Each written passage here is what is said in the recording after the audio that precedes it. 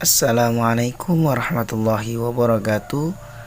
Selamat pagi anak-anak. Sebelum memulai pembelajaran, silakan berdoa terlebih dahulu. Hari ini kita akan mempelajari statistika kelas 4 sekaligus menjawab soal. Baik anak-anak, silakan disimak video berikut ini. Yang akan kita pelajari hari ini antara lain, yang pertama yaitu membaca data, kemudian yang kedua membuat tabel, yang ketiga membuat diagram batang, dan yang keempat yaitu mengolah data. Untuk contoh yang pertama, bisa kalian perhatikan gambar tersebut. Di suatu kelas terdapat 20 siswa yang mengikuti ujian matematika. Dari data yang diperoleh, nilai dari 20 siswa tersebut sebagai berikut: 70, 60, 70, 90, 60, 70, dan seterusnya sampai 80. Nah, sajikan nilai hasil ujian dari data di atas ke dalam bentuk tabel. Jadi kita diminta untuk membuat tabel. Datanya adalah sebagai berikut ini, mulai dari 70 sampai 80. Ada kurang lebih 20 siswa. Nah, bagaimana cara kita membuat tabel? Caranya, yang pertama kita membuat nilai, kemudian ada turus, kemudian ada frekuensi. Frekuensi itu banyaknya siswa, ya. Nah, di sini ada kolom nilai dulu. Nah, nilai di sini kita urutkan dari yang paling kecil. Yang paling kecil adalah 50, kemudian yang paling besar adalah 100. Maka kita tulis dulu 50, kemudian 60, 70, 80, 90, dan yang terakhir 100. Nah, setelah ditulis seperti ini, kita data dari yang paling depan, 70. Maka di kolom turus kita kasih tanda strip, ya, 70 ya.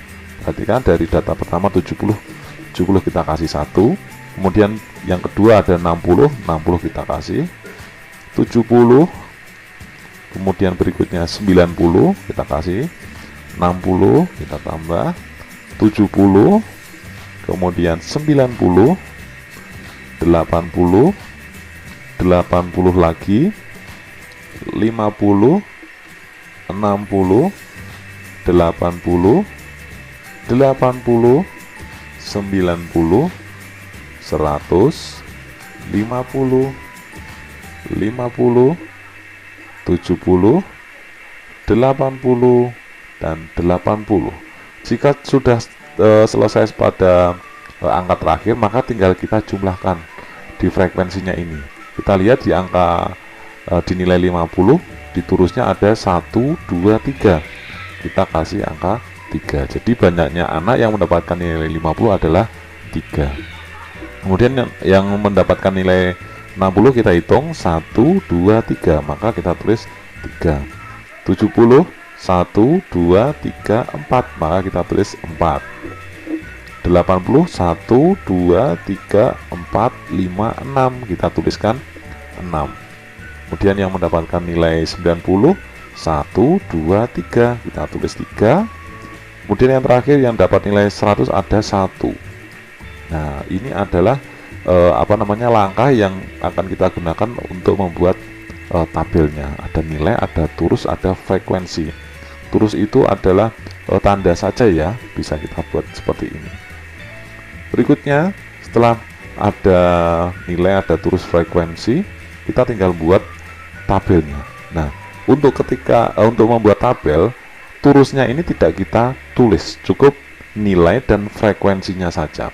Ya, kita tulis ulang untuk nilainya 50, 60, 70, 80, 90, dan 100. Untuk frekuensi disamakan, ya. Nilainya 3, 3, 4, 6, 3, 1.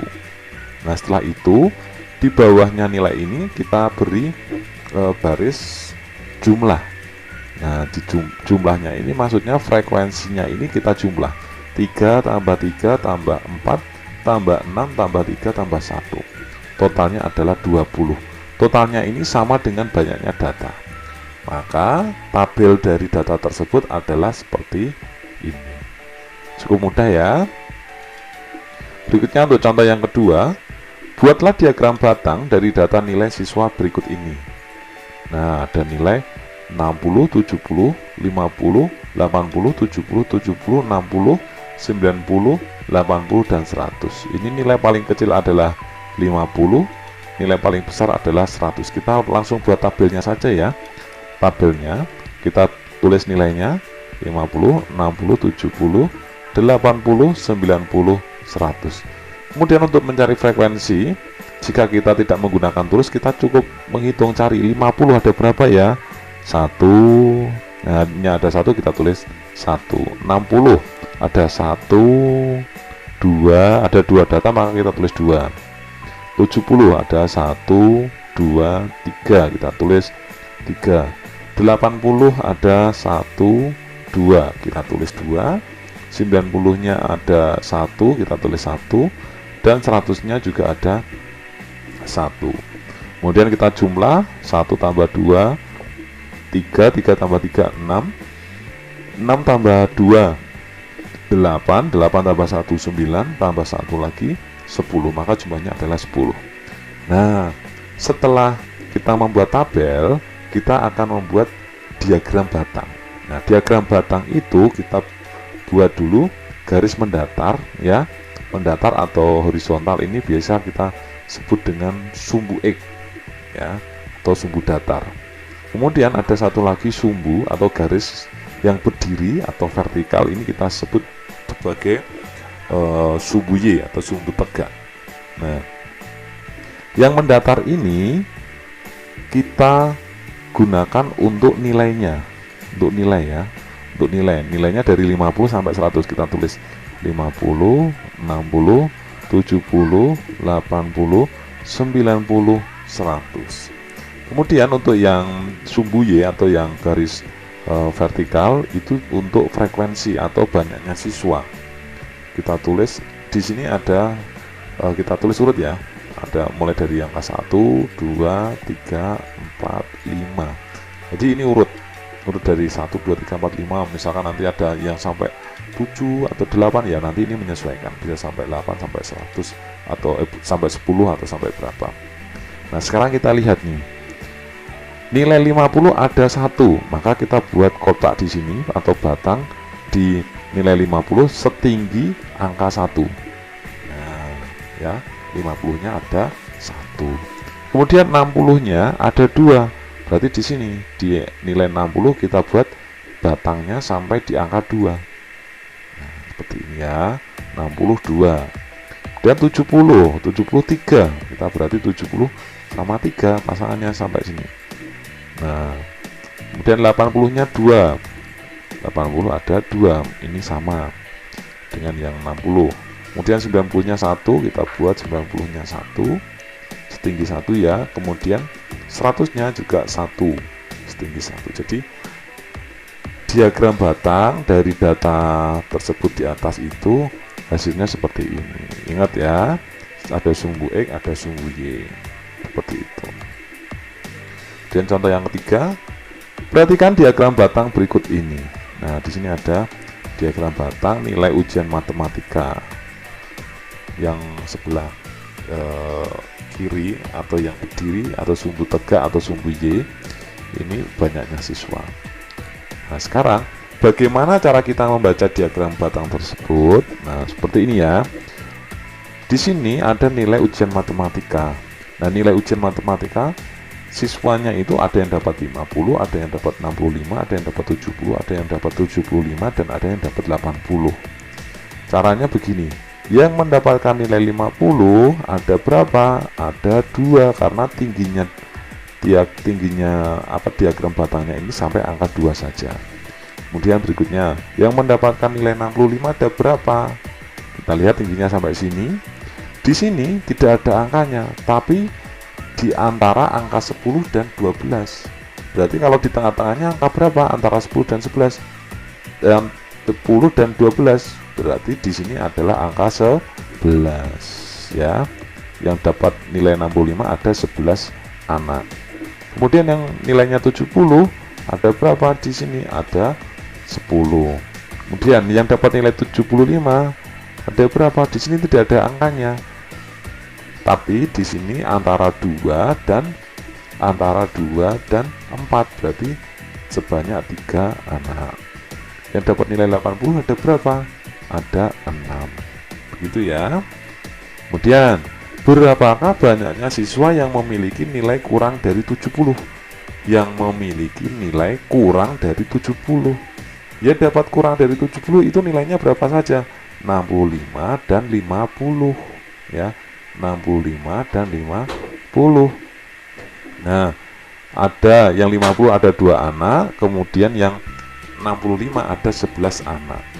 2 tambah 11 sama dengan 13. Itu ya.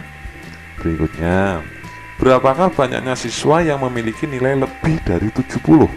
Yang lebih dari 70 yaitu nilai 75 dan 80. Yang 75 ada 3 anak, kemudian yang 80 ada 6 anak. Maka kita tuliskan 3 ditambah 6, hasilnya 9 anak. Gitu ya. Berikutnya contoh yang keempat, perhatikan diagram batang berikut ini. Nah, di sini sama nilai ujian matematika dan banyaknya siswa. Tapi untuk diagramnya ini kebalik atau dibalik ya. Bisa begini, bisa seperti yang tadi. Nah, kebetulan nilainya ini ditaruh di sumbu Y. 50, 65, 70, 75, 80. Bagaimana cara kita membaca diagram tersebut? Nah, seperti ini. Banyaknya siswa yang mendapatkan nilai 50 ada berapa di sini? Ternyata ada 2. Yang mendapatkan nilai 65 ada berapa? Ada 11. Yang mendapatkan 70 ada berapa anak? 10 anak. Berapa yang mendapatkan nilai 75? Ada 3. Kemudian berapa yang mendapatkan nilai 80?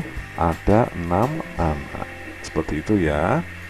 Kemudian, berapakah banyaknya siswa yang mendapat nilai ulangan 80? Wah, ini gampang sekali. Yang dapat nilai 80 ada berapa anak ini? Ada 6 ya. Kita tulis 6. Kemudian lagi, berapakah banyaknya siswa yang mendapat nilai ulangan lebih dari 65?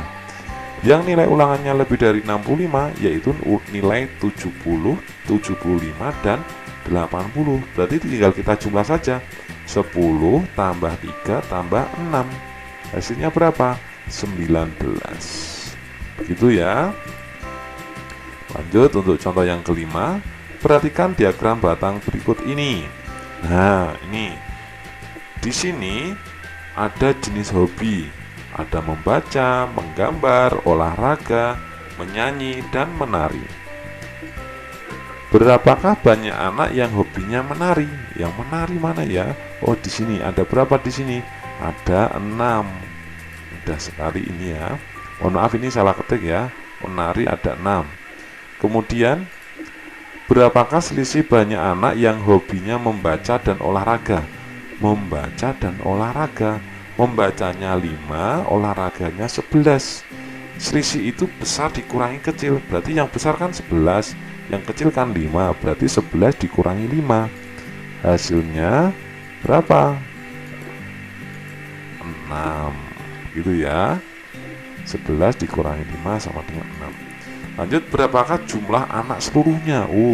Ini jumlah anak seluruhnya, berarti membaca, menggambar, olahraga, menyanyi, menari dijumlah semua.